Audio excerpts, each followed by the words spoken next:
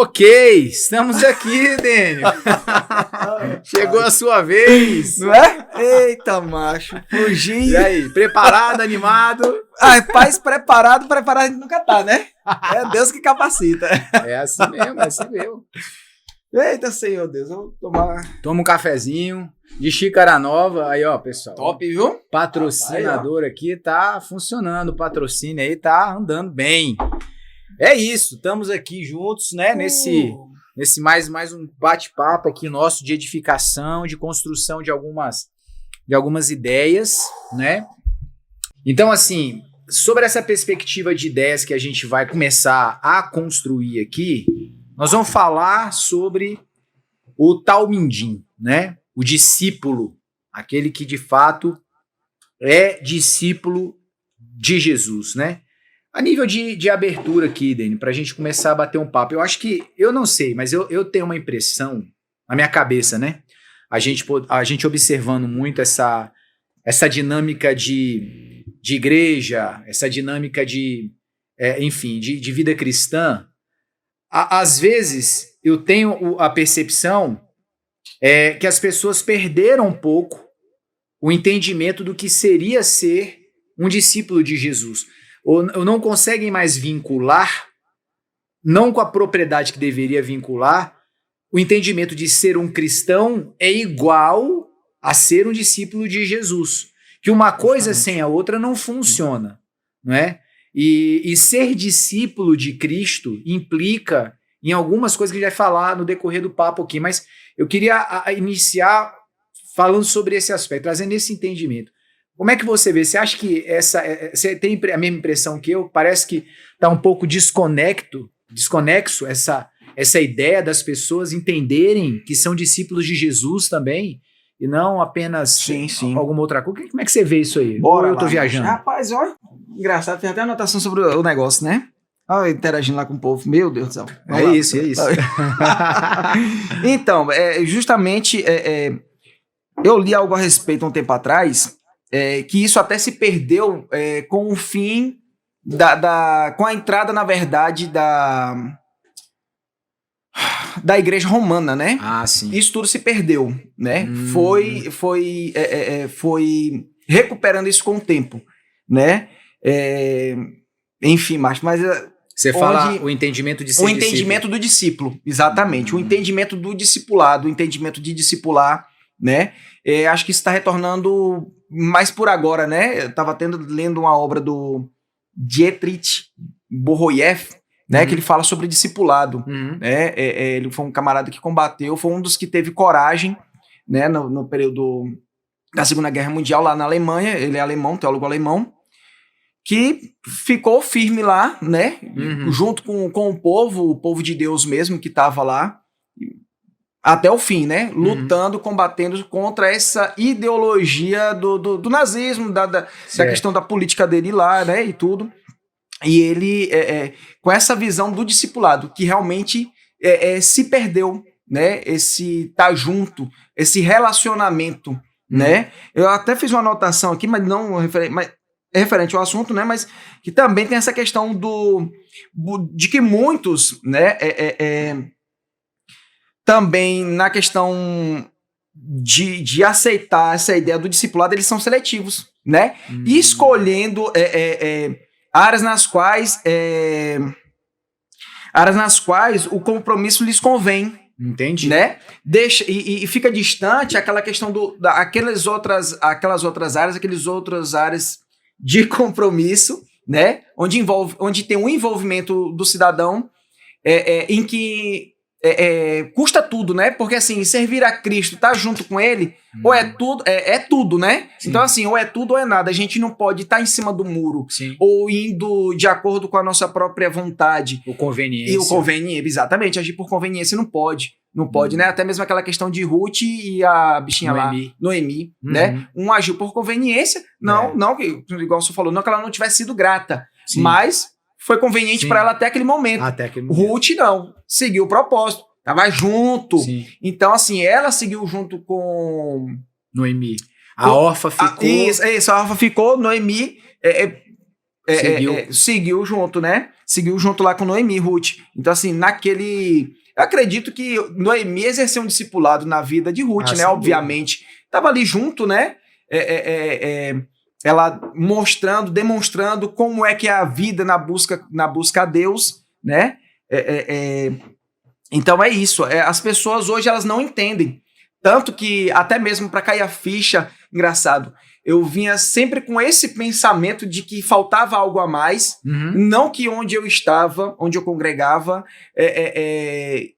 ela tenha seus princípios, o princípio cristão não é levado a sério, não é assim, mas assim, essa questão dessa visão do discipulado, essa questão do estar junto, de estar todo mundo exercendo ali aquela vida junto, até mesmo como na igreja primitiva, né?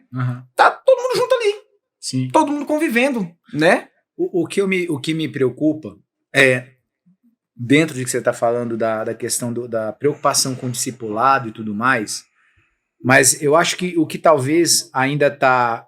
O que faz com que as pessoas não entendam a importância do discipulado ou façam ele de forma convencional, ou melhor, conveniente, eu acredito que ainda está um ponto antes, que é na falta de percepção. E aí é isso que eu ainda não entendo, talvez, o porquê. Mas a falta de conexão da pessoa de entender, cara, ser um cristão não é apenas eu ter uma religião, né? Ser cristão não quer dizer apenas que eu tenho esse pensamento religioso, mas é mais que isso. Eu me tornei um discípulo de Jesus. E o que significa se tornar discípulo de alguém? Primeira coisa, eu tenho compromisso com o legado daquela pessoa.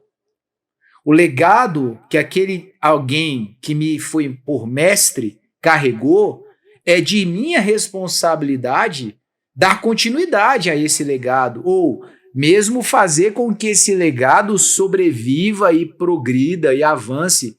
Então, o que me faz, muitas vezes, as pessoas sendo seletivas, igual você falou, ou convenientes dentro do abraçar de uma ideia de discipulado, eu acredito que ainda tem a ver com ela não compreender a natureza do seu chamado por ser discípulo de Jesus. Eu tenho pensado muito nessa questão. Cara, eu sou um discípulo de Jesus. Mas, na tua visão, qual é, o que deve carregar, sabe, como responsabilidade, como pensamento de temor até mesmo, enfim, o que deve ter no coração de alguém quando ele se olha no espelho, levantou de manhã, se olhou no espelho e falou, cara, eu sou um discípulo do Cristo, o Filho de Deus, o próprio Deus, eu sou um discípulo dele. E daí, o que eu vou fazer com o resto da minha vida? Entende? Então, como é que você enxerga isso? Qual é o peso de temor e de responsabilidade que você enxerga que tem que ter no coração de alguém, rapaz, que entende essa coisa? Tremendo, né? É tremendo. Realmente faz todo o sentido essa questão das pessoas não compreenderem. Tanto que, engraçado, não sei se é a questão da distância, porque assim, querendo ou não, a palavra de Deus ela tá aí. A gente está lendo, a gente está, né, tem um entendimento, hoje até mais do que antes, né? Tem um mandamento dele mesmo, né? E discipulando, né? Discipulai, fazendo, batizando e ensinando. Né? É isso aí. Fazer discípulos, né? Porque até para entender um pouquinho do contexto dessa questão aí mesmo, do entendimento, quando ele fala lá em Mateus, né? Mateus 11, 28, que ele fala assim, vinde até mim, né? Os que estão cansados, tudo mais, né? Eu tô sendo bem rápido aqui, pois o meu jugo, né, ele é suave e meu fardo é leve. Então assim, como ele era considerado um mestre, um rabi,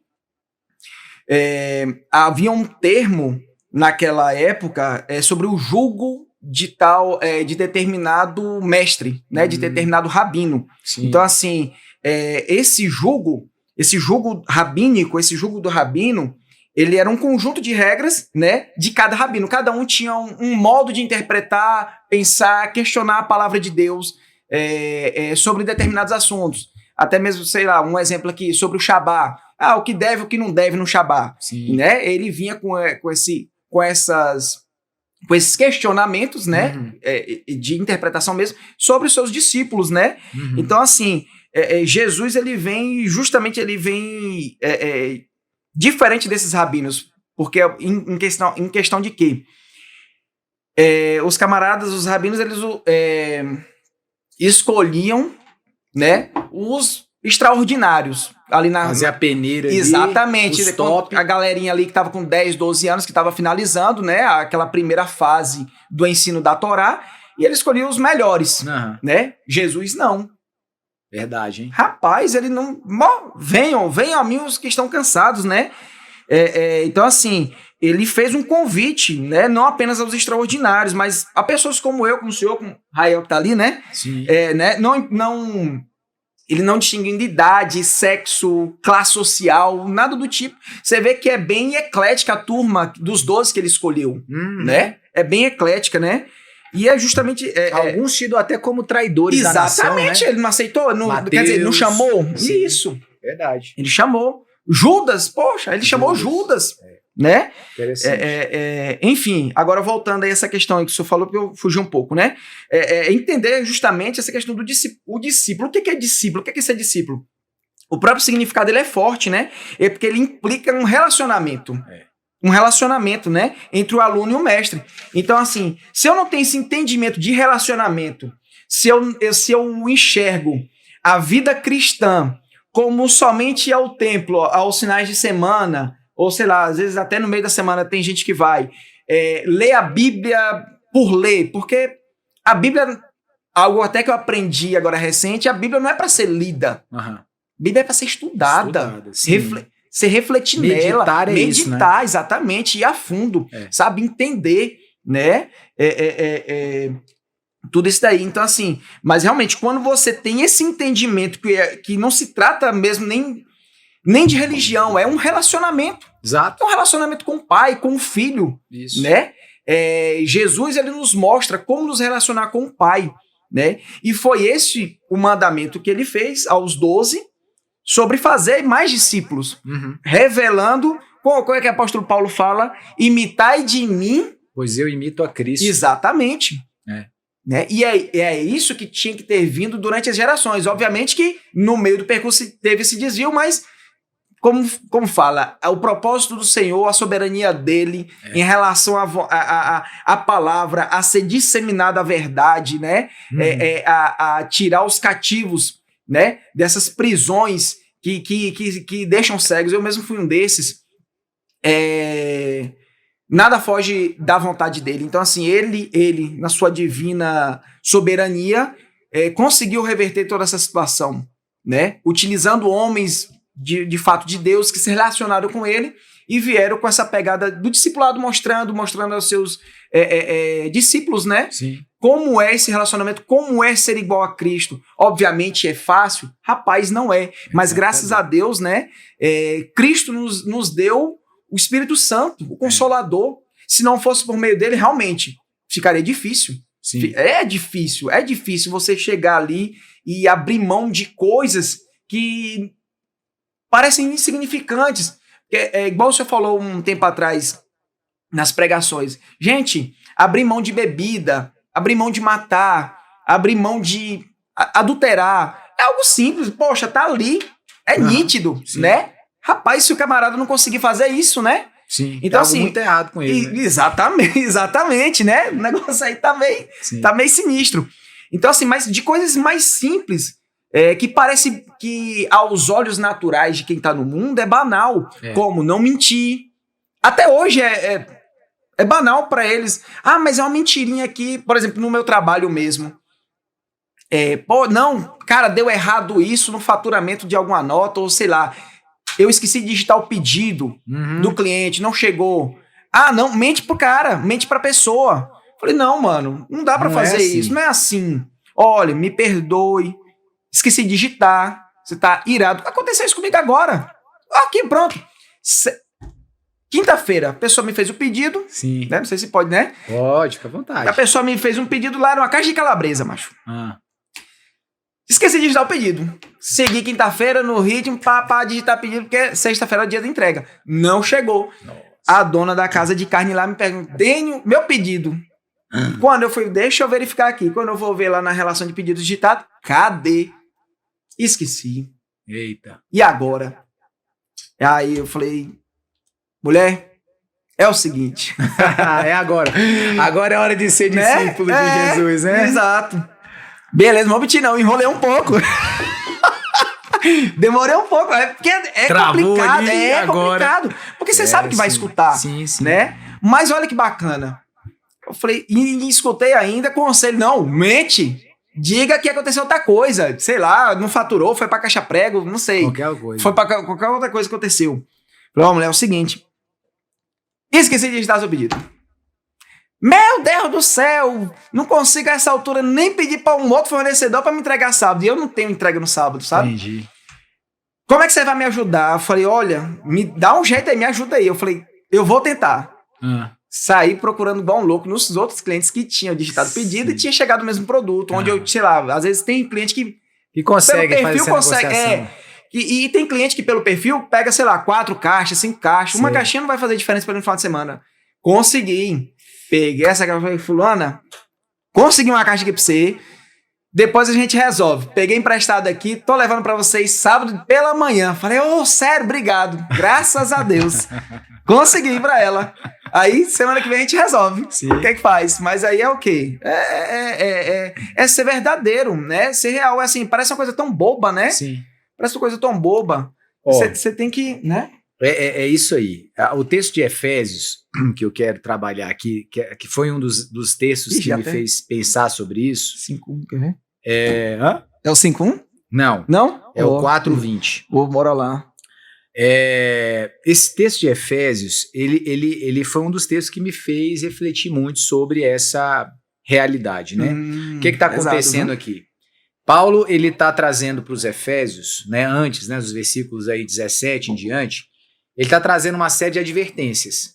Está dizendo, olha, os ímpios, eles agem assim. E ele vai descrevendo lá comportamentos dos ímpios, né? Sua mente está cauterizada, tal, não sei o quê, vai falando um monte de coisa lá. E o que acontece? Ele está mostrando que quem é o ímpio? O ímpio é aquela pessoa que não se rendeu, né, a esse processo de ensinamento de Cristo. O ímpio é aquela pessoa que está na prática da impiedade, né? A pessoa que está na vivência de uma realidade comportamental. Nem mesmo reconheceu o senhorio de Cristo, não reconheceu o senhorio de Cristo. Ele está dizendo, esses caras aí, eles vão ter esse comportamento mesmo. A atitude deles será essa. Mas aí ele traz para aqueles que não são. Ele diz agora para a igreja, ele fala, olha, mas vós não aprendeste assim a Cristo. O que ele está dizendo aqui? Ele está falando desse aspecto. E aí ele faz uma outra advertência, né? Se é que tendes ouvido e nele fostes ensinados, né? Discipulados, como está a verdade em Jesus. Então, o que acontece? O que eu entendo? O que separa o religioso do discípulo? O religioso, ele é apegado ao aspecto mais místico do processo da religião, vamos dizer assim. O religioso, ele vai na igreja, ele vai na campanha, ele faz a oração, ele faz o jejum. O religioso, ele faz essas coisas. Mas assim, ele ainda tem que levar em consideração que ele faz o jejum errado, né? Faz o jejum para abrir uma porta. Eu vou falar das motivações, Mas o religioso, ele age assim, ele faz os ritos. Mas por que ele faz? Porque ele ainda está na plataforma do processo eu faço para ganhar. O religioso ainda está nessa plataforma mais rasa. Isso é importante demais, cara. O religioso ainda está nesse ambiente de pensamento, cara. Eu vou fazer porque eu vou ganhar. Eu vou levar a oferenda porque eu vou receber o prêmio. Eu vou levar a minha dádiva, eu vou fazer o meu sacrifício porque eu vou receber o meu milagre. Tem que me abençoar. Isso Ele tem que me abençoar. Vou lá fazer minha penitência. Esse é o perfil do religioso, mas não é o perfil do discípulo.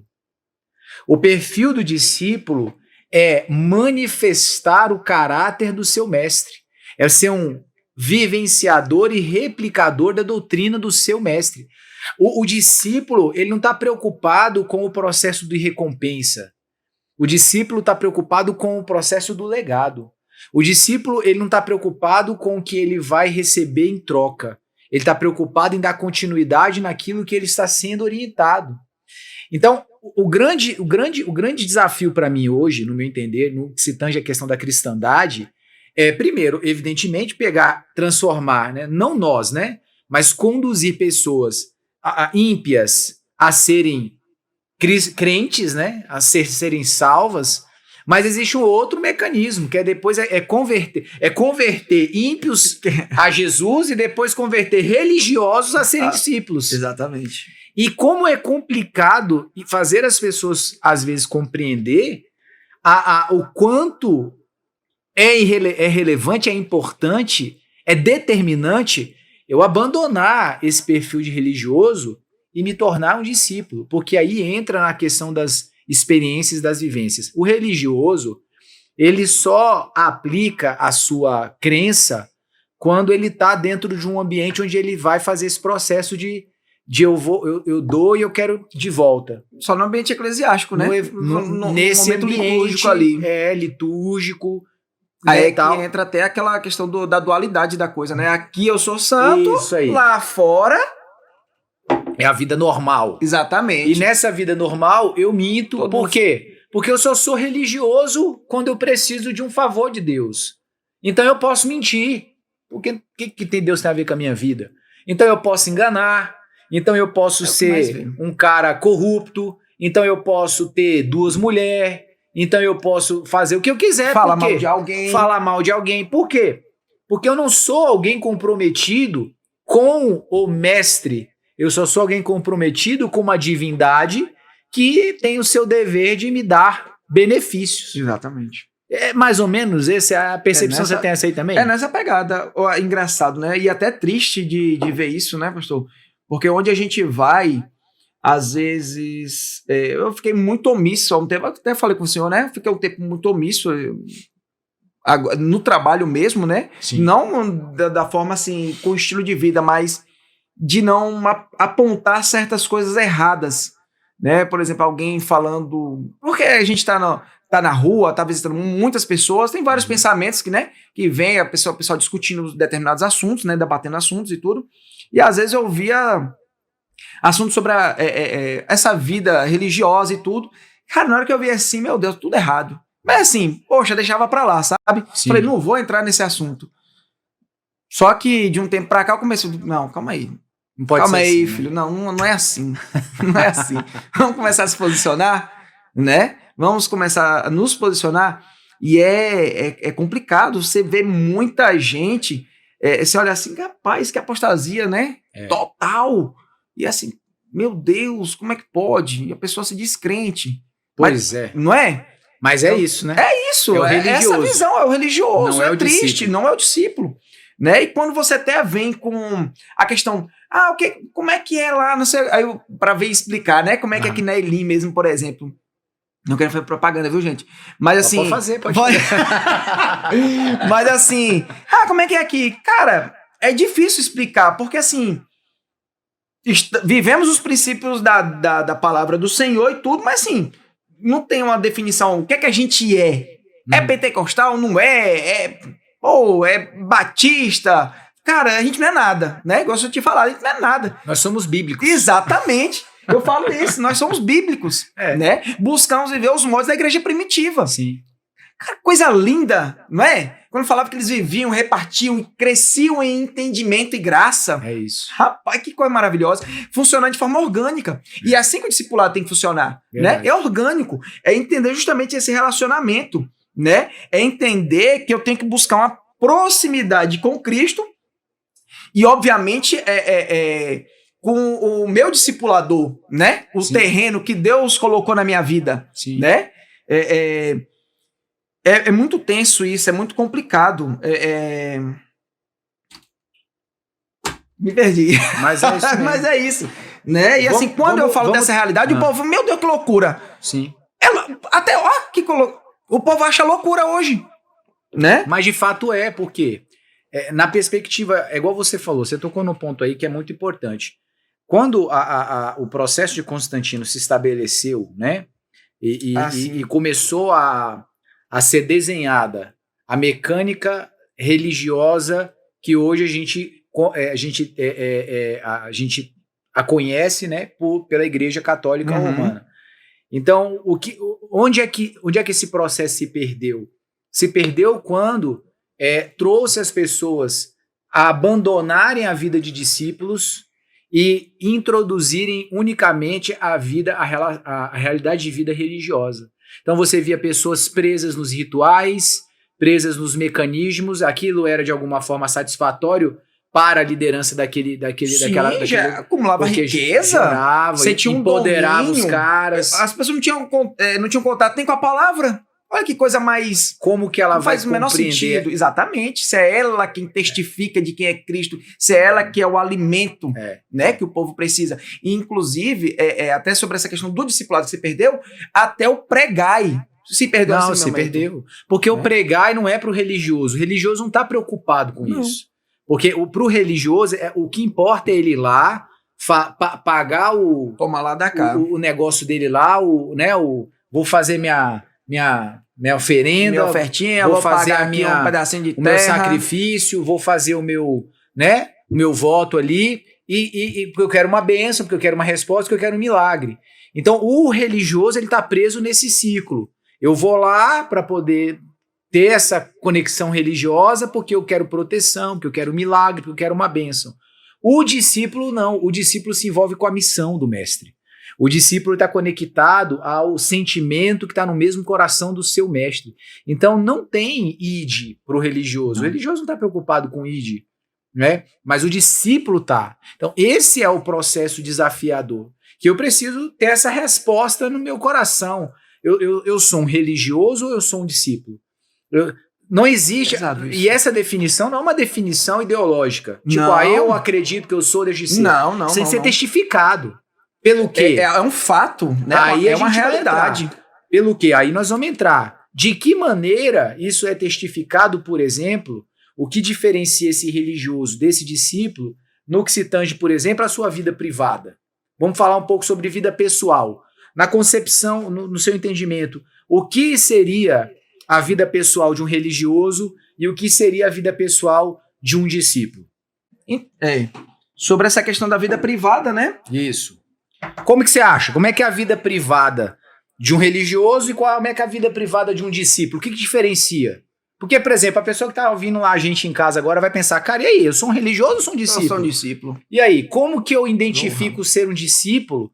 Primeiro na minha vida pessoal. Qual que é a diferença, na sua visão? Eu acho que começando aí, a gente já começa, que até quem está em casa aí e tudo mais, eu tiro por mim, analisando os desígnios do nosso coração, né? Apesar deles serem enganosos e tudo, mas o que é analisar assim, o que nos motiva? Sim. Né?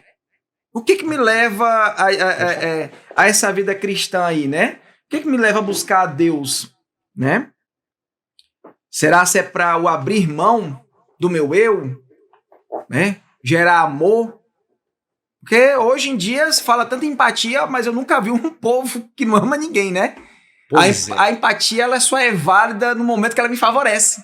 Não, você tem que ser mais empático quando me favorece. Mas quando essa pessoa... Quando o alvo da empatia sou eu. Exatamente. Agora, quando ela que precisa ter empatia com o outro, meu irmão, é uma acusação em cima de acusação, sabe? É um trem assim, sinistro. Assustador. É demais. Eu até... Não sei se o senhor vê isso, mas tem uma não falo nem ser uma obra de arte ou algo assim do tipo, mas um desenho que eu cheguei a ver um tempo atrás, né? Num círculo de amigos de outra igreja e tudo, um tempo atrás, no início da minha caminhada cristã.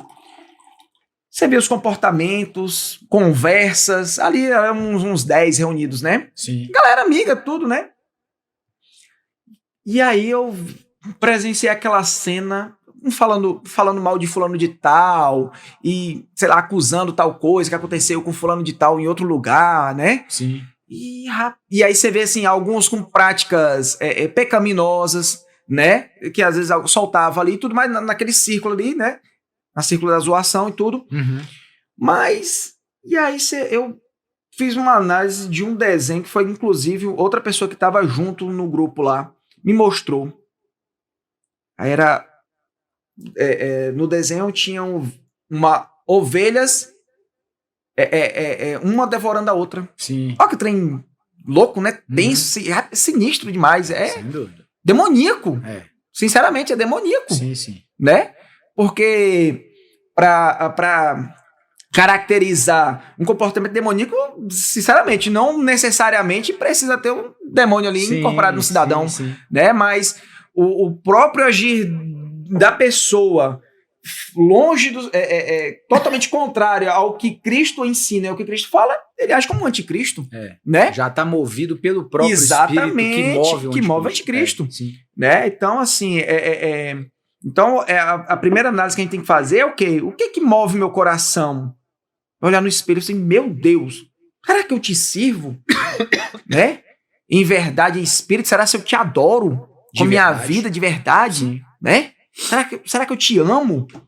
Porque o próprio Jesus fala, aquele que me ama é aquele que me obedece. Né? Aí ele até falou outra assim, porque me chamais Senhor, Senhor, né? Se você não faz o que eu ordeno.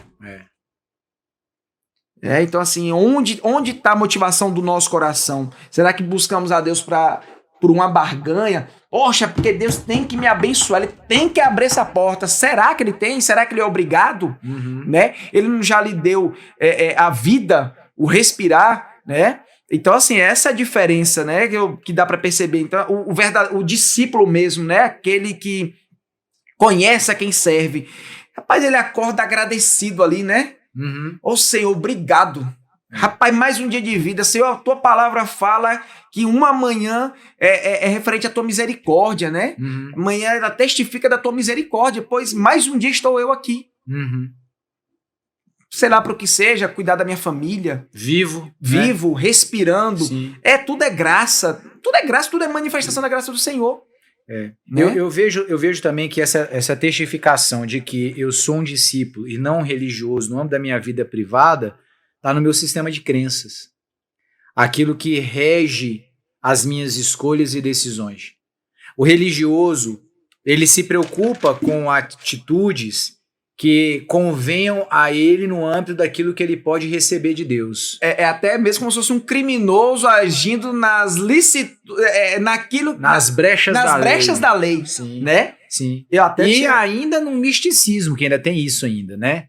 Então a pessoa começa a projetar alguns comportamentos que tem muito mais teor místico. Não, por exemplo, eu vou andar com um trevo de 4 folhas na minha carteira, porque isso vai me dar sorte. Eu vou pro monte e tenho que dar 7 voltas, porque se não der 7 Mesma voltas... coisa, se eu der 8, já perdi a bênção. Perdi o negócio do segredo do cofre. Exatamente. Né? Nem 6, nem 8, tem que ser... Né? Nessa pegada. Então, a absorção desse tipo de fundamento mostra que eu estou muito mais para um religioso do que para um discípulo. Um discípulo, ele acorda para o seu mestre. Ele dorme para o seu mestre. Ele vive para o seu mestre. Ele vai trabalhar para o seu mestre. Né? Tá no serviço, tá na atividade que ele desenvolve, ele tá lá para o seu mestre. Então, não importa o que ele faça. Trabalhe como se trabalhasse para o Senhor. Olha como que isso é forte. Exatamente. Olha como é que isso é forte. Tudo o que ele faz é sempre secundário. O primário é sempre, cara, eu tô lá no meu trabalho, na minha empresa, lá onde eu trabalho. Eu chego lá, estar naquele lugar é secundário. O primário naquilo eu estou lá para testificar de quem é o meu Senhor, exatamente, do caráter, daquilo que eu sou, para que as pessoas me identifiquem como um cristão, porque isso vai honrar o nome do meu Deus. Justamente. E em segundo lugar, eu tô lá para quê? Não, aí eu tenho as minhas atividades, eu fui contratado para um objetivo e tal. Exatamente. Então, o discípulo, ele carrega essa missão, né, de prover em casa. Isso. Né? O discípulo, para mim, ele é integral. Exatamente, tem que ser. O tempo todo. Eu até fiz uma anotação aqui a respeito disso aí, né? Uma anotação aleatória aqui. Diga. Que assim, sobre decisões, você falou sobre tomada de decisões, né? Sim. Então, assim, as nossas decisões, elas devemos procurar, com sensibilidade, né, aplicar o princípio bíblico em cada situação. Porque não é porque, sei lá, não matarás, não roubarás, não adulterarás, não é porque está escrito o que pode ou o que não pode, né? Pô, isso aqui, poxa, Deus não falou disso aqui na Bíblia. Mas aí a gente tem que aplicar o bom senso da palavra de Deus. Sim. O que Deus espera de nós? Como que Cristo agiria, né? Provérbios diz, né? reconhece o Senhor em teus caminhos e ele endireitará as suas veredas. Então pronto. Qual é meu caminho? Tô aqui, tenho aqui uma situação no meu trabalho. O que meu Senhor faria se ele estivesse aqui? Reconhece o Senhor nos teus caminhos. E esse pensamento vai fazer com que o Espírito Santo gere dentro de mim a escolha certa. Endireitará as suas veredas. Então, esse é o discípulo. O religioso, ele se benze quando sai de casa, ele acha, pronto, tá tudo certo. Entendeu?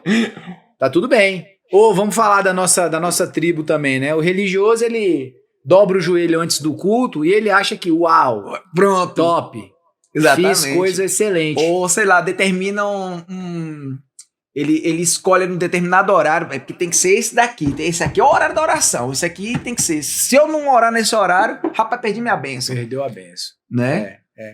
Isso tem muito mais a ver com esse contexto místico, religioso, do que com o contexto do discípulo. Porque pelo fato de ele não conhecer a Deus, obviamente, né? É como se Deus está ali longe, Sim. né? É algo que ele conhece por mero, até mesmo como definição mesmo por Deus porque é Deus. Sim. Né? Somente nisso aí. Sim. Né? Então, não conhece a pessoa. Exato. É muito, muito interessante isso aí. A questão do religioso, Deus sempre vai ser aquele cara distante, né? Exatamente. Apagado, o Senhor, lá em cima. Lá em cima. Meu Deus, né? Ele não faz parte da minha realidade. Não faz parte, né? É como se... Eu já ouvi isso, inclusive, né? A pessoa falando assim, não, Deus tem muito mais coisas importantes para se preocupar do que as coisas básicas que eu faço aqui na vida. Não entende. Que, na verdade, é exatamente o oposto, né? A palavra de Deus mesmo fala, né? Que um fio de cabelo não cai, ou uma folha não cai, que Deus não saiba, sem o consentimento dele, sem a aprovação dele, né? Até mesmo o agir do Satanás. Tudo. Rapaz, o diabo... Gente, ainda mais de onde eu vim e a quem eu servi, que foi o outro lado, eu não tenho medo a ele. Meu temor é a Deus. Sim. Meu temor é o Senhor. Rapaz, na hora que eu faço alguma coisa errada, ou pior... É o não fazer o errado, mas aqui, ó, a guerra é aqui. É na cabeça. Né? A guerra é aqui, o adultério. O adultério acontece no momento que eu olho e desejo. Moço, trair minha esposa, trair a Deus. Impuros. Isso, né? Trair a Deus. Rapaz, tive um pensamento, sei lá, Rael tá aqui. Ah, poxa, Rael, não sei o que, isso assim, assim, assado. Mirei com ela aqui, mas no pensamento. Eu falei alguma coisa nela no pensamento. Poxa. É o mesmo peso de matar. É que a graça fala, é o que Jesus fala no ensino, né? Sim. E aí palavra de ódio, um pensamento de ódio é mesmo que matar. Exatamente. Olha como a graça... exatamente. A graça, ela é... Rapaz, ela é mais pesada que a lei. Não, muito mais. Ela exige... É o que ela fala, exige porque a tudo. lei pode burlar, a graça não tem. A graça não. Então não tem como ser salvo pela lei de fato. Sim. Né? Sim. Obviamente que o seguir o que a lei fala testifica de quem servimos. Sim. Porque o seguir a lei gente, é para acontecer de forma natural. Né? Sim. Sem nenhuma assim, poxa, eu não posso fazer isso. O próprio Paulo diz, ele falou, tem gente que segue a lei sem ter a lei. Exato. Eles não conhecem, mas de forma natural eles já estão fazendo o que a lei manda.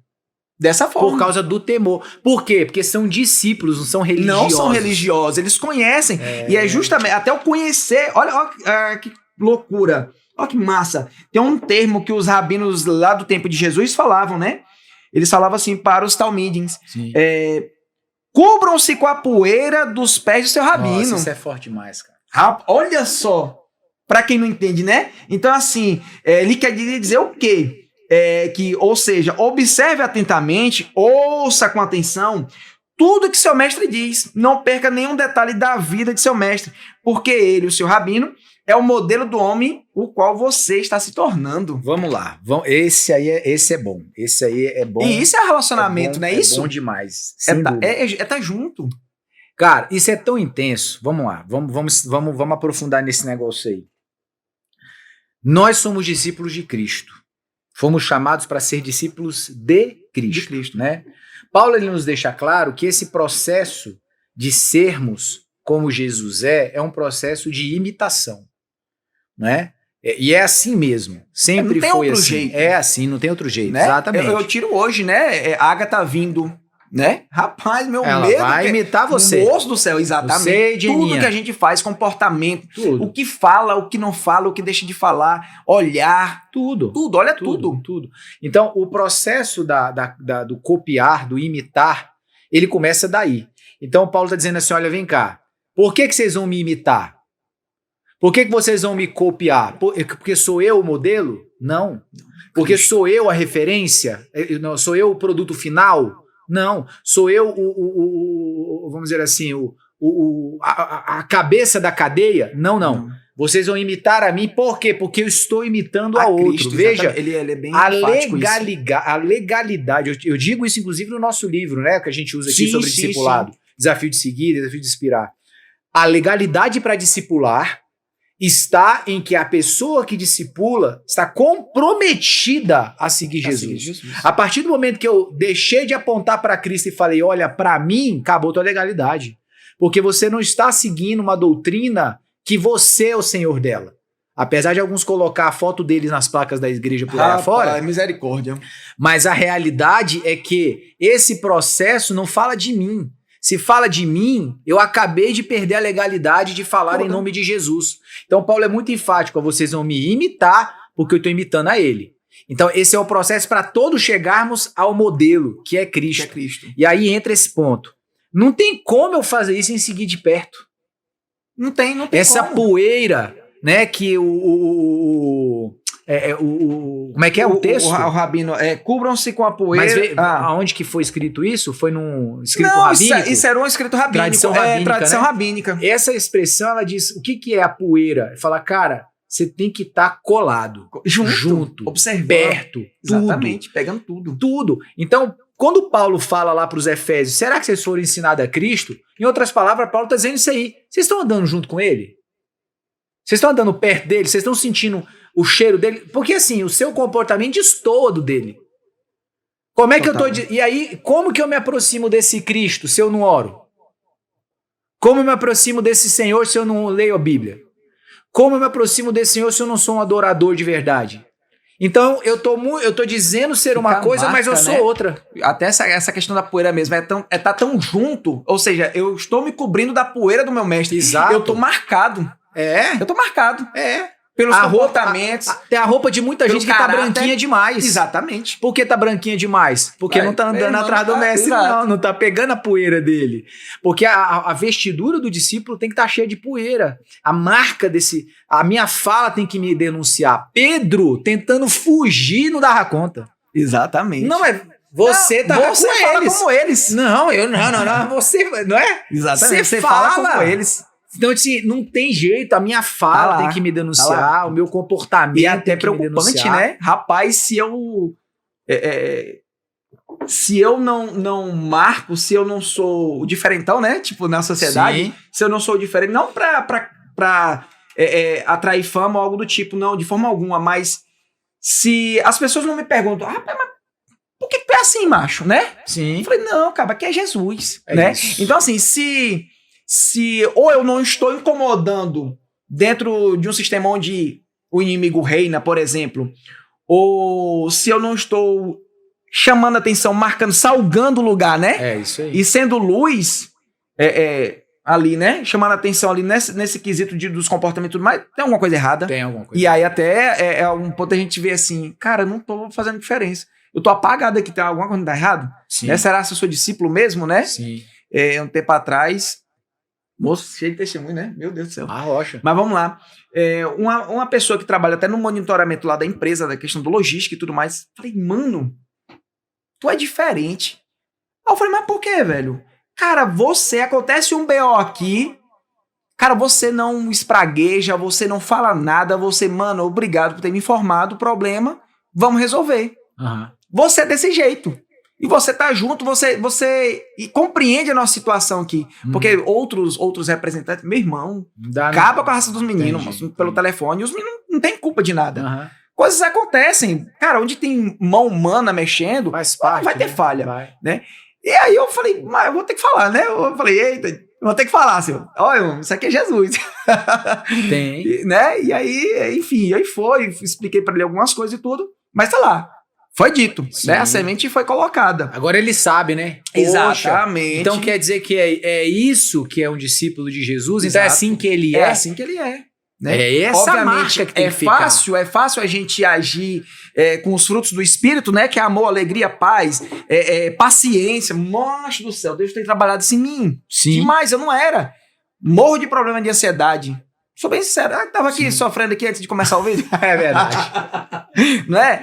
Então, assim, ser amável, domínio próprio, né? Fiel, né? Leal. Então, assim, manso. Aprendei comigo, né? Pois sou manso E humilde de coração. Rapaz, é fácil? Não é. Não é. Dá outra face? Meu irmão. Porque, assim, o que tem sido... A escola de Jesus é alto nível. E assim, por isso que eu tava falando que as pessoas querem selecionar aquilo que lhes convém. Sim. Ninguém tá interessado hoje, infelizmente, Senhor, misericórdia desse povo. Mas hoje o que muitas igrejas têm pregado é que eu tenho que amar eu em primeiro lugar, Sim. depois eu penso no outro. Se der tempo. Exatamente, se der tempo, olhe lá, Uhum. né? Então assim, não se trata de nós. Meu irmão, a gente tem que se apagar. Ele foi o exemplo. Olha só, o camarada é Deus, macho, é Deus. Ele se esvaziou dele. Meu irmão, ele entrou nisso aqui, ó. Essa coisa aqui, ó, que morre, que apodrece. Sim. Ele entrou aqui, ó, sabe? Pra dar o exemplo. Pra dizer, ó, é assim que faz. Sim. A salvação vem por meio disso aqui. Vocês vão fazer desse jeito aqui. Sim. É do jeito que eu tô fazendo. É dar outra face. É chegar... Eu até falo um exemplo assim, quando eu tô na rua com os meninos, no trabalho mesmo, e falo assim, falo, macho, ó, eu contextualizo, né, o negócio. Se o camarada vir aqui pra roubar o carro, falou, ô, homem, tá aqui, ó, o documento do carro aqui, também leve junto. É isso, rapaz. É difícil. E é loucura. É loucura. Sim. Obviamente, até mesmo pra gente agir dessa forma, a gente fica assim, meu Deus, eu tenho que fazer isso mesmo. Preciso, é necessário. Por isso que é a escolha do que Paulo tá falando aqui. Olha, será que vocês foram ensinados nele? Porque o discipulado ele só faz sentido a partir do momento que eu tenho confiança. Nenhum discípulo... Disse tudo, viu, pastor? Nenhum discípulo se entrega a um discipulado, a um discipulador, a um mestre, a um rabi, se não houver confiança integral, cara. Pedro e João deixaram a sua empresa. Largaram tudo. Pedro largou mulher em casa, né? Tenso, viu? Deixou todo mundo lá. A gente não consegue humanizar as coisas. Nós estamos falando de uma época que trabalho era raro, que havia fome, que havia dificuldade para ter comida, e Jesus vira para os caras e fala, larga o que você está fazendo aí era um povo... e vem viver comigo. Você tá entendendo? O desafio... Imposto entendeu? em cima de imposto. Não vai ter seguro-desemprego, não. Exato. Viu? Imposto em cima de imposto pra entrar no templo e te pagar. Não tem como é que é o nome desse benefício aí que tava rolando aí pra galera aí? Esse último agora? Ajuda Brasil, auxílio emergencial, não tem Auxílio Brasil, mudou, né? Agora é Auxílio Brasil, né? Aham. Não tem Vale Gás, tá? É o seguinte, você vai abrir mão de qualquer tipo de recurso que você tinha condição. De tudo isso, Cara, dessa segurança, olha, que na verdade é insegurança, né? Que doideira. É você abrir mão de uma falsa segurança, porque assim... Mas até então, pro homem natural que eles estavam ali... É uma segurança. Tá louco, cara. O monstro tá ficando doido. Outra coisa é depois que você crê, mas ali não. Peraí, esse Rabi fala que é o Messias, a gente não sabe direito quem ele é, ele tá chamando a gente pra andando com ele, como é que a gente vai? Que doideira é essa? Nós vamos pra onde? Que história é essa? O que eu faço com quem tá lá em casa? Deixa eu enterrar meu pai? Mestre, e aí? Nós vamos pra onde? Ó, filho do homem não tem onde reclinar a cabeça, não sei não. Mas é que nem um vento. Exatamente. Você sente, ouve a voz, mas ninguém sabe. E aí você vê até, não tem uma resposta do camarada, não há um retorno. Ele fala não assim, há. Então eu vou contigo. Silêncio total. Porque não é uma coisa, assim, pra quem é natural. Então, quando a confiança no mestre, no rabi, sabe, é que me faz realmente me entregar para esse processo que vai ser um confronto para nossa natureza, porque a nossa mente, a nossa racionalidade, a nossa humanidade, ela nos projeta para uma vida de pecado, ela nos projeta para uma vida de incredulidade, de crer naquilo que eu posso pegar tocar, ver, tá aqui. É um apego material mesmo, né? Total. Agora, quando eu sigo Jesus, a pancada já vai começar nesse sentido. Ó, deixa eu te falar. É primeiro o reino de Deus e a sua justiça. Sempre em primeiro lugar. Então, não, você não vai enterrar seu pai. Você deixa os mortos enterrar os mortos. Até o terceiro, né, que falou, Senhor, eu vou te servir aí, mas botou uma condição lá, né? Primeiro isso, depois eu primeiro é o que queria enterrar o pai. Depois, Senhor, deixa eu me despedir. Isso. Não, ele botou uma condição. coloca a mão no arado e olha pra trás. Então, veja bem, é alto nível, cara. É alto nível, o nível de discipulado. Mas, por que é alto nível? Eu tenho dito isso. Eu falei isso na nossos estudos de escatologia, que a gente teve agora das quintas-feiras. Eu disse isso, eu falei, gente, o céu, a Nova Jerusalém, é um lugar que a gente não faz ideia. A gente não, nem Adão experimentou isso quando estava no Éden. Tá? O que a Nova Jerusalém vai ser, o Éden é fichinha para o que vai ser lá. Então veja bem, você acha mesmo que você vai entrar lá carnal? Não tem nem com esse pensamento dúbio de eu quero Jesus, mas não consigo largar a terra? Algo tá errado nisso, né? É por isso que a gente fala, é uma frase de efeito, mas parece que as pessoas não se ligam para isso, mas é verdade. Cara, Deus não quer muito de você. Ele quer tudo. Ele quer tudo. Não tem parcialidade. Ou ele tem tudo de você, ou você não vai ter nada dele. Então não tem essa coisa. Por quê? Porque um prêmio é bom demais. Vamos lá. Não vou nem falar só da recompensa. Vou falar aqui. Ah, mas é difícil esse processo. Vamos falando, né? Complicado. Peraí, deixa eu te falar. Ele veio aqui, mano. Ele andou entre nós. Ele conheceu a sua dor. Ele conheceu a sua limitação. Deixa eu te contar. Ele chorou quando o amigo dele morreu. Sim. Sabendo que ele ia ressuscitar o cabra. Por quê? Ele sentiu a dor de perder alguém. Ele sentiu a dor de ser desprezado. Ele sentiu a dor de passar necessidade. Ele sentiu tudo para poder você entender. Antes do Calvário, né? Teve medo assim, né? Passa de mim esse cálice. Exato. Por que ele fez tudo isso? Para que quando você passasse e orasse, ele falava, eu sei o que você tá passando. Eu sei o que você tá sentindo. Por isso ele venceu. Mediar a situação, né? Por isso ele venceu e nos enviou a capacitação. Falou, já que eu conheço a tua dor, então peraí, eu vou te dar a capacitação para você passar por ela. Mas tem uma condição. Você vai ter que crer em mim. Confiar em mim. Eu conheço a dor que você sente. Eu sei o que é o que você está sentindo. E eu vou te dar capacitação para superar. Mas você vai ter que confiar em mim. Desse jeito. Mas não mais só isso. Ele ainda envia o Espírito Santo. Fala, ó, além da capacitação, ainda vou te dar alguém para andar lado a lado com você. Para interceder por você, para chorar por você, para consolar você. Eu vou deixar essa pessoa do teu lado. E ela não vai descansar. Ela é Deus, ela conhece você tão bem quanto eu conheço e ela vai te ajudar. Mais do que isso, eu vou te dar uma promessa. Para toda vez que você pensar em desistir e tal, lembra dela. Então, cara, ele nos municiou de todo tipo de ferramenta para cumprir a missão que ele nos deu.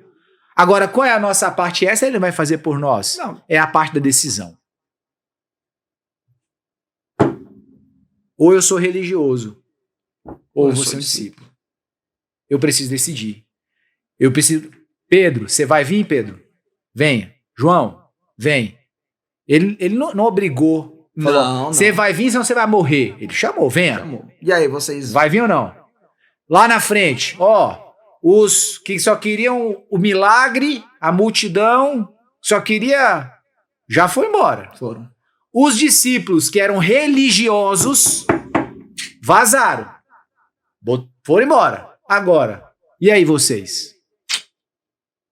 Quiser voltar, a hora é essa. Já. Aproveita que a multidão que não era nem uma coisa nem outra, já foi. Os discípulos que eram religiosos, já vi... E agora, e vocês? Vocês são o quê a partir daqui? E aí o Pedro fala o que é a realidade de todos nós. Rapaz, só Senhor, nós vamos pra quem? Exatamente. Quem que a gente escuta depois de ter escutado você? É aquela coisa, né? Depois que você é alcançado pela verdade, aquela capa que cobria os seus olhos e você tem o vislumbre da verdade, da realidade, do que é real, do que é verdadeiro. Mas você não consegue. Não dá. Não é difícil, mas não há outra. Vou pra onde? Vou voltar pra aquilo? Vou voltar pra aquele engano? Vou voltar a fazer meu sinal da cruz lá, minha campanha do sal. Como é que eu volto pra isso? Não tem como voltar. É difícil. Não dá pra voltar. Não dá, cara. Não dá. O caminho é só de ida, né? Exatamente. É só de ida. Não tem outro jeito. Então eu vejo assim, que aquele que até mesmo retorna, ele não entendeu. Não entendeu. Com certeza. Não entendeu nada. Com certeza. Sendo bem sincero, não entendeu nada. Não entendeu. Nada. Talvez ele tava nessa fase do religioso aqui. Ele tava quem é o que volta? É o jovem rico. É o mesmo grupo do jovem rico. Um excelente religioso. Seguia ali.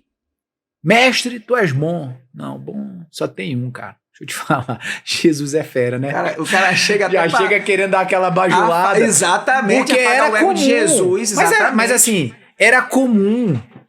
Os rabinos daquele tempo, eles gostavam desse lance, bajulação, cara. Assim. Então aquele menino, ele não tava fazendo aquilo porque era mal. Cara, ele era o sistema. Que louco, né? Era o sistema. Ele entendia como o jogo funcionava. Ele sabia que os rabinos gostavam de ser bajulado.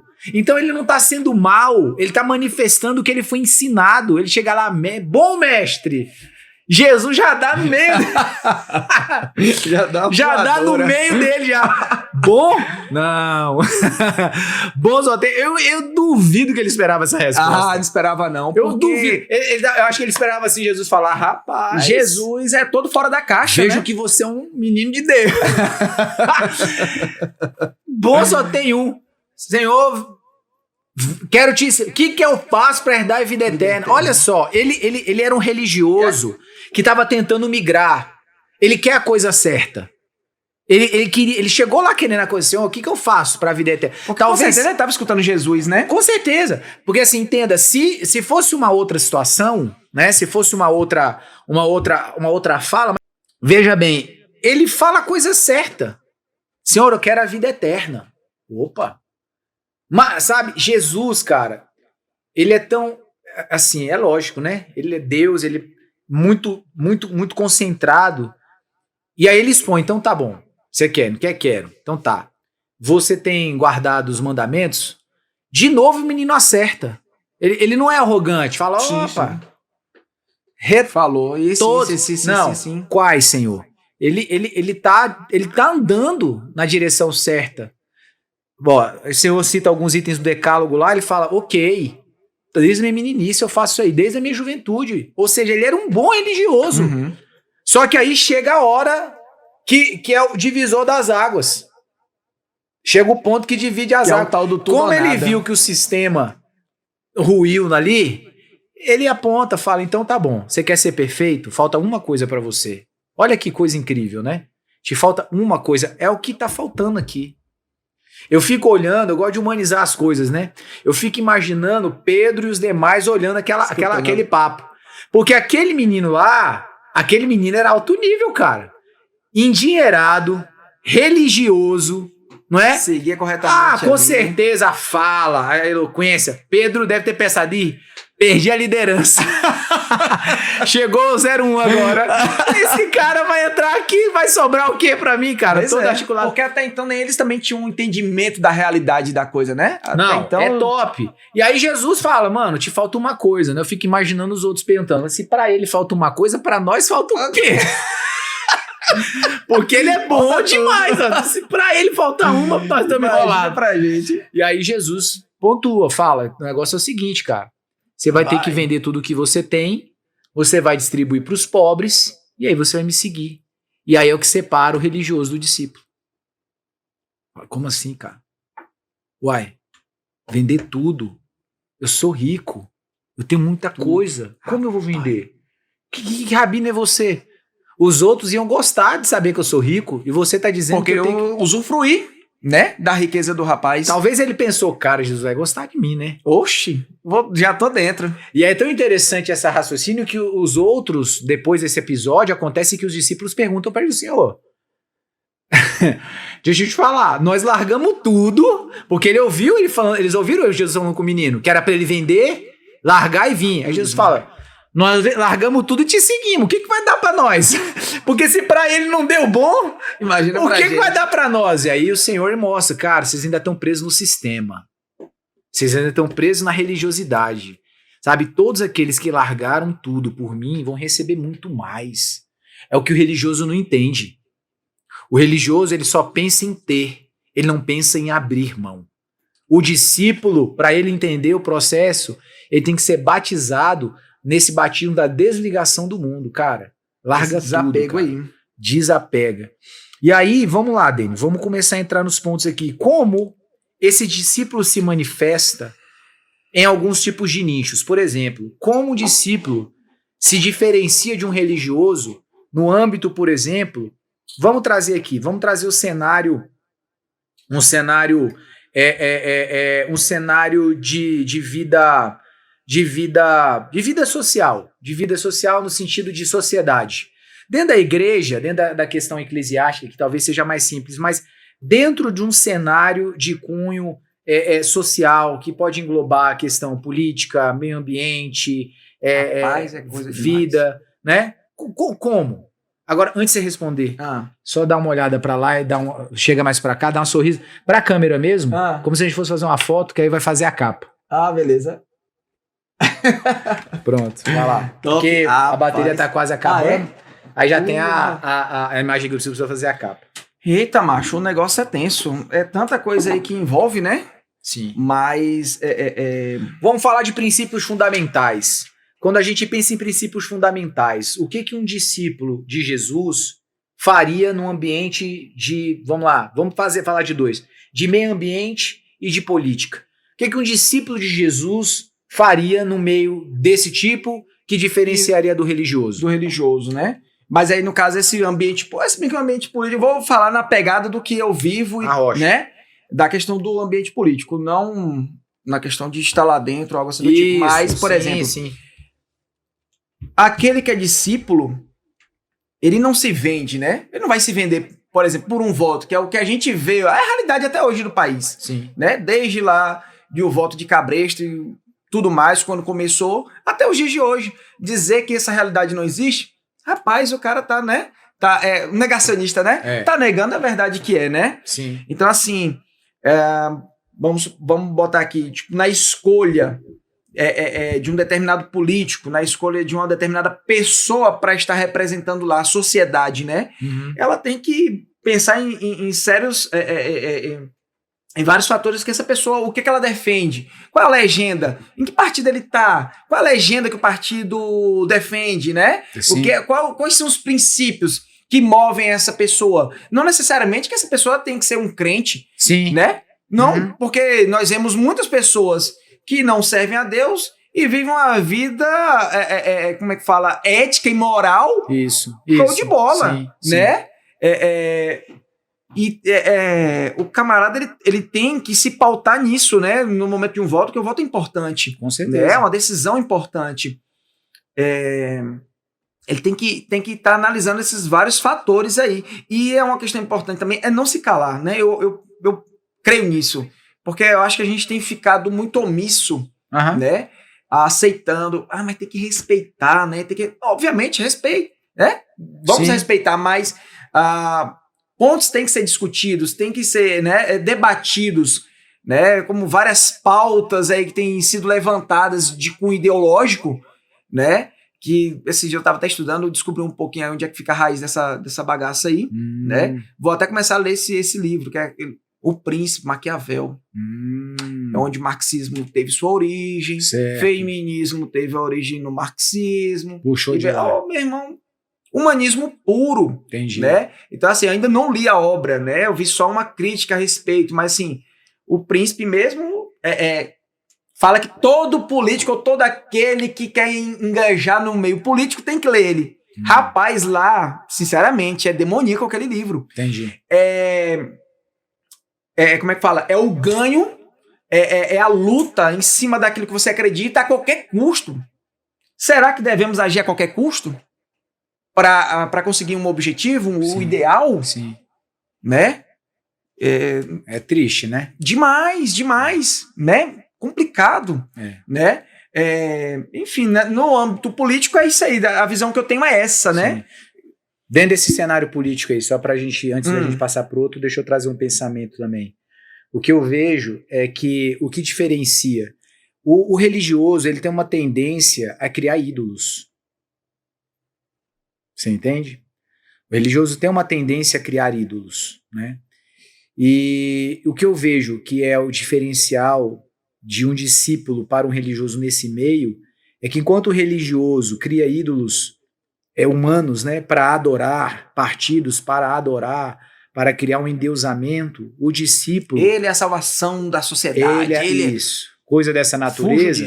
Fujam disso. O discípulo, ele defende princípios, fundamentos, que converjam para aquilo que é da sua natureza, que foi projetado nele pelo seu mestre. Então, um discípulo no ambiente político não é o cara que vai depender um político A, o político B, ou partido A, o partido B. Mas o discípulo é aquele cara que consegue discernir.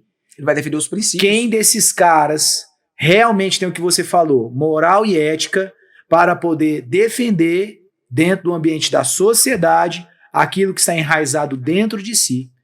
Então, o que diferencia um religioso de um discípulo religioso vende o seu voto por um milheiro de tijolo. Oxi! Porque o ídolo dele, que talvez seja a igreja, que talvez seja uma construção, vale a negociata dos seus valores. Exatamente. O discípulo não negocia.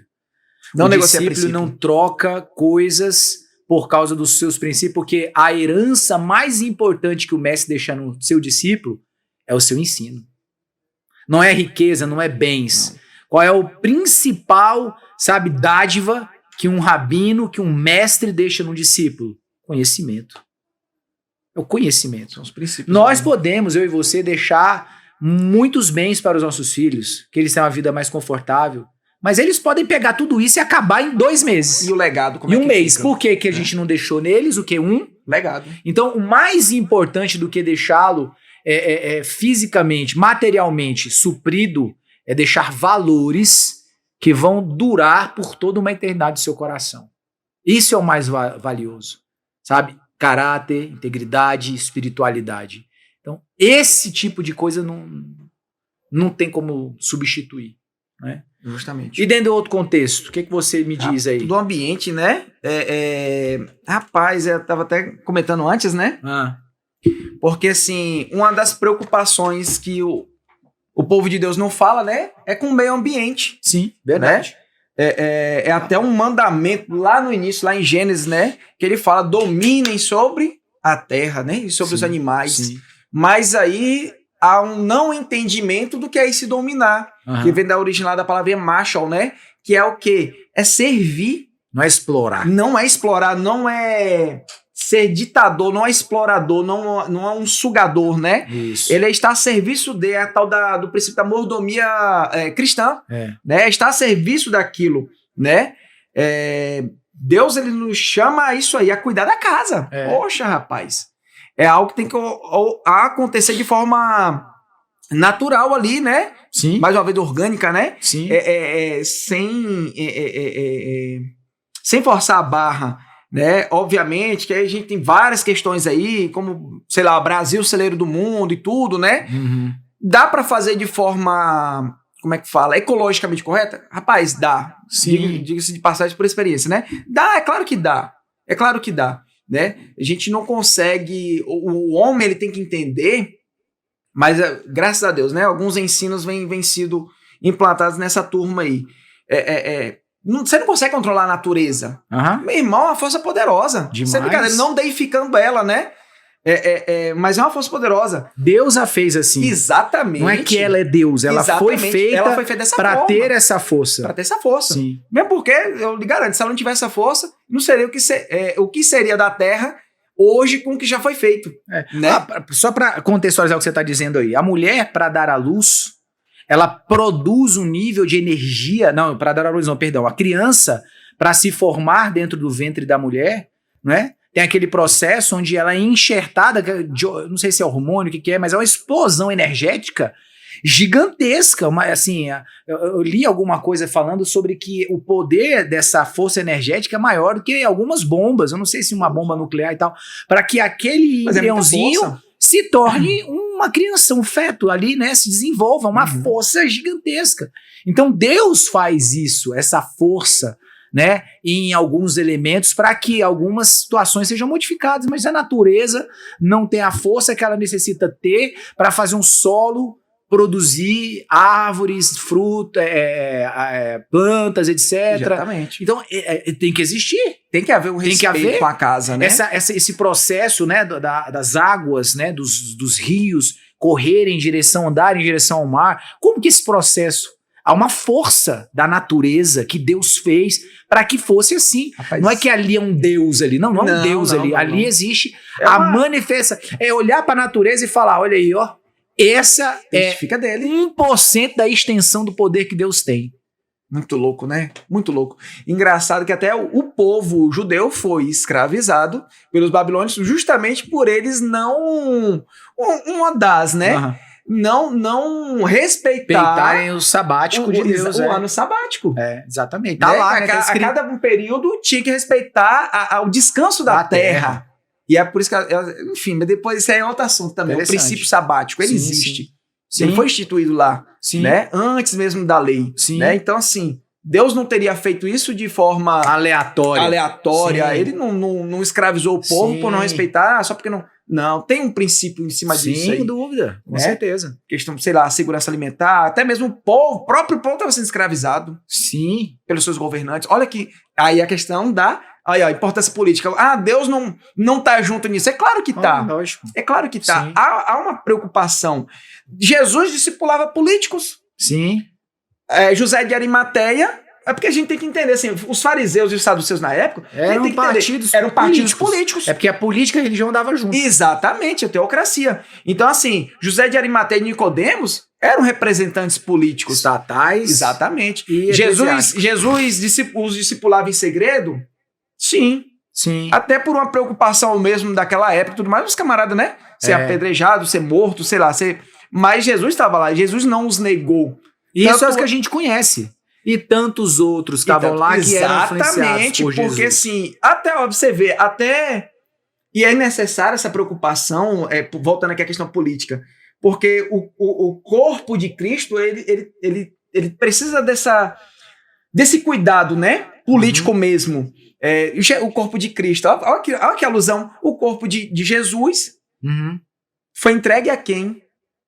Pois é. Pôncio Pilatos entregou. Você acha que Pôncio Pilatos... Se José de Arimateia não tivesse influência... Exatamente. Você acha que Pôncio Pilatos ia entregar, sei lá, pra Maria, os discípulos? Jamais. Nunca. Mas nunca.